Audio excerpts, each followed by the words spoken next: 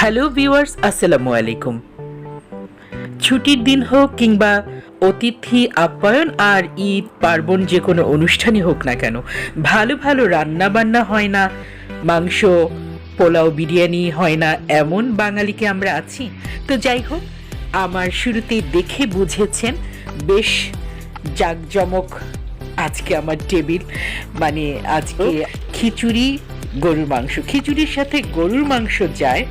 তো আজকে হবে খিচুড়ি রান্না, একটু নরম ধরনের খিচুড়ি রান্না হবে, মশলাদার খিচুড়ি, আর হবে গরুর মাংস। গরুর মাংসটা মেজবানি গরুর মাংস যেমন রান্না করা হয় অনেকটা সেরকমই, মেজবানিও বলতে পারেন, অথবা আমার নাজনীন স্পেশাল মাংস। তো যাই হোক, শুরুতেই আমি খিচুড়ির জন্য চাল ডাল ধুয়ে নিচ্ছি। তো এখানে প্যাকেটের দেখেছেন এক প্যাকেট, মানে 1 কেজির 1 প্যাকেট নিয়েছি।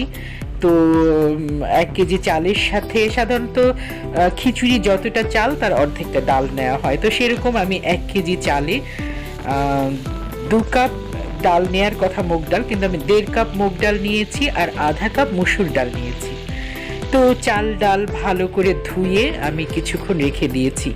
সবসময় মনে রাখবেন, বিরিয়ানি, পোলাও, খিচুড়ি রান্না করার জন্য চাল ধুয়ে অথবা ভিজিয়ে রেখে দিতে হয় অন্তত আধ ঘন্টা, তাহলে রান্নাটা বেশ ভালো ঝরঝরে হয়।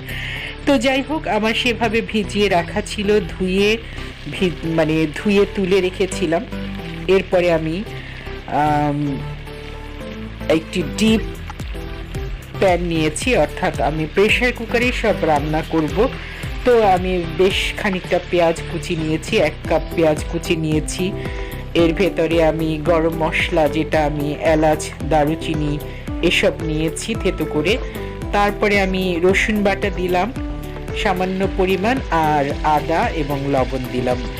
আদাও দিলাম আমি 1 টেবিল চামচ, 2 টেবিল চামচ, আর লবণ দিলাম 2 টেবিল চামচ। এবার আমি ধুয়ে রাখা চাল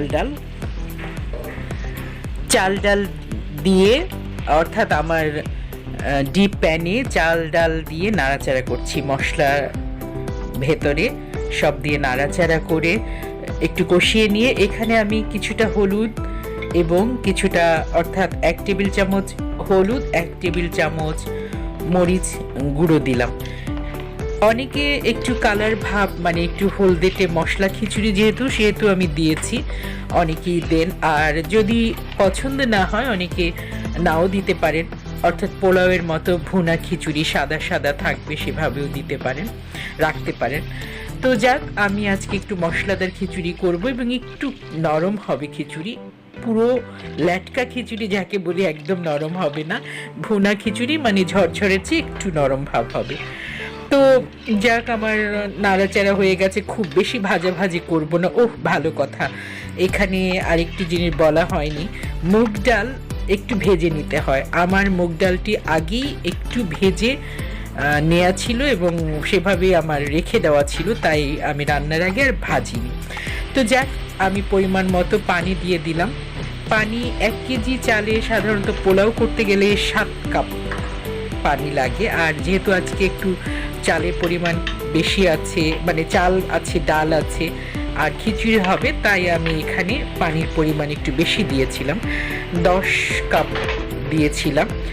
তো দিয়ে আমি জাল করেছি। যখন হয়ে এসছে তখন কিছু কাঁচামরিচ ছিটিয়ে দিয়েছিলাম। এরপরে আমি ঢাকনা দিয়ে ভাপে রেখে দিয়েছি।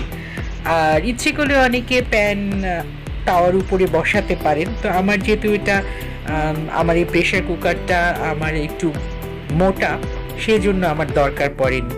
তো যাক, আমার খিচুড়ি ঢাকনা দিয়ে চাপা রেখে দিয়েছি, আর আরেক চুলায় আমার মাংস হচ্ছে। তো মাংস হচ্ছে, কিন্তু সেটা তো আর দেখানো যায়নি, একটির পর একটি দেখালেই হয়তো আপনারা বুঝতে পারবেন, সেজন্য আমি শুরু থেকে মাংস রান্নাটি দেখাচ্ছি। আমি এখানে মেজবানি মাংস করব বলেছিলাম।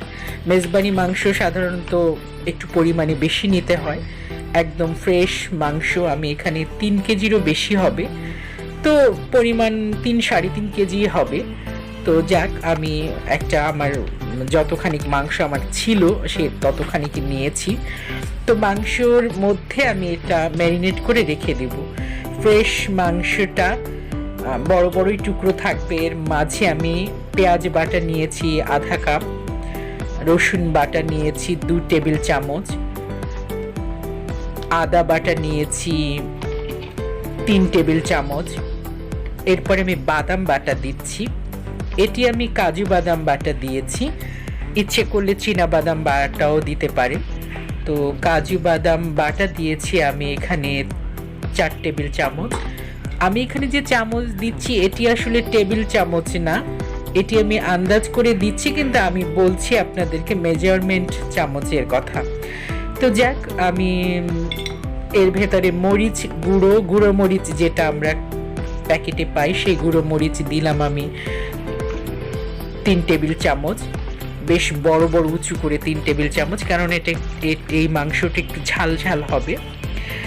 আর লবণ দিয়েছি 2 টেবিল চামচ।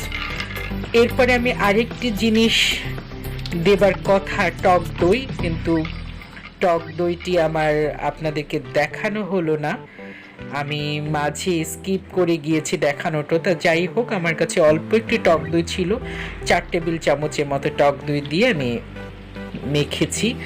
তো এখন পুরো জিনিসগুলো দিয়ে মাখামাখি করছি। সাথে আমি আরও কিছু মশলা দিয়েছি। মশলাটি হচ্ছে মেজবানি মশলা, যাকে বলি। বাজারে মেজবানি মশলার প্যাকেটেও পাবেন, অথবা আপনি বাজারে দোকানে বললে পাওয়া যায়, সেগুলো আলাদা আলাদা পরিমাণে পাওয়া যায়, সেভাবে কিনে আপনি ভেজে গুঁড়ো করে রেখে দিতে পারেন। আমি সেভাবে গুঁড়ো করে রেখে দিই। তো সেখান থেকে আমি আধা চা চামচ পরিমাণ গরম মশলার গুঁড়ো আর 1 টেবিল চামচ পরিমাণ আমি মেজবানি মাংসের গুঁড়ো মশলা এর সাথে মেখে নিয়েছি। তো মেখে আমি বেশ আধ ঘন্টার মতো রেখে দিয়েছিলাম। এখন আমার রান্না করার পালা। তো এটি আসলে প্রেসার কুকারে ঢাকনা ছাড়াই রান্না করলে ভালো হয়, আর আমি যেটা করবো একটু তাড়া আছে তাই প্রেসার কুকার নিয়ে নিয়েছি। তো আমি প্যানে পেঁয়াজ কুচি দিয়ে দিলাম। আমি এখানে 1.5 কাপ তেল নিলাম, ইচ্ছে করলে সরিষার তেল দিতে পারেন। তো আমি সয়াবিন তেল দিয়েছি। এর ভেতরে আমি কিছু গরম মশলা, থেতো, এলাচ, দারুচিনি এগুলো নিলাম। তো পেঁয়াজ দিয়ে আমি একটু ভাজা ভাজা করে টমেটো কুচি দিলাম। এখানে বড় সাইজের 2টো টমেটো আমি নিয়েছি। টমেটো একটু ভাজা ভাজা, মানে একটু রান্না রান্না হলে এর ভেতরে আমি আমার যে মেখে রাখা মাংস, সে মাংস দিব। মাংসের মধ্যে কিন্তু আমি হলুদ দিয়েছিলাম না, ইচ্ছে করলে তখন মাখার সময় কিছু হলুদ দেওয়া যায়, আবার পরবর্তীতে অর্ধেকটা তখন এবং পরবর্তীতে অর্ধেকটা দেওয়া যায়। তো আমি তখন হলুদ দেইনি। তো এখন আমি পুরো 3 টেবিল চামচের মতো হলুদ দিলাম। এরপরে আমি জিরার গুঁড়ো দিলাম 2 টেবিল চামচ, ধনের গুঁড়ো দিলাম 2 টেবিল চামচ। এবার মশলাগুলো একটু কষানো কষানো হলেই মাংস ছেড়ে দিব। আর মাংস কষাতে কষাতে এর ভেতরে যে পানি বের হবে তাতেই কিন্তু রান্না হয়ে যাবে, যেহেতু এর ভেতরে টমেটো দেওয়া আছে, একটু টক দইও দেওয়া আছে, আর মাখার পরে একটু পানি বের হয়েছে, তাই আলাদা তেমন ঝোলের প্রয়োজন পড়বে না। আর তারপরও প্রয়োজন বোধে একটু ঝোল ঝোল রাখার জন্য 1-1.5 কাপ দেয়া চলে। তো আমি সেরকম 1.5 কাপ পরিমাণ পানি দিয়েছিলাম। মাংসটি কষিয়ে ওঠার পরে পানি শুকিয়ে গেলে আমি আরও 1.5 কাপ পানি দিয়েছিলাম। এরপরে আমার পরিমাণ মতো ঝোল থাকতে আমি নামিয়ে নিচ্ছি। নামানোর আগে আমি 1 মুঠো বড় সাইজের, অর্থাৎ আধা কাপ পরিমাণ বেরেস্তা করা পেঁয়াজ ছিটিয়ে দিলাম। তার সাথে আমি দিব গরম মশলার গুঁড়ো, দিচ্ছি আবার আধা চা চামচ, এবং মেজবানি গুঁড়ো করা যে মশলা, সেই মশলা দিচ্ছি 1 টেবিল চামচ। অর্থাৎ আমি অর্ধেক, মানে 1 টেবিল চামচ দিয়েছিলাম আগে মাখার সময় এবং বাকি দিলাম নামানোর সময়। তো দিয়ে সবকিছু দিয়ে আমি ঢাকনা চাপা দিয়ে রেখেছিলাম আধ ঘন্টা। এরপরে সে কি সুগন্ধ, আর কি বলবো, মানে গন্ধ সুখেই যেন খাওয়া হয়ে যায়। তো যাক, এবার আমার খাবার পালা। টেবিলে আমার আরও অনেক কিছু ছিল, ডিম, কলিজা, মাটন, ইলিশ মাছ, এটা স্মোক হিলসা, আস্ত ইলিশ, বেগুন ভাজা, সালাদ, খিচুড়ি, আর তো আছে গরুর মাংস। তো এই হলো আমার আজকের খাবার।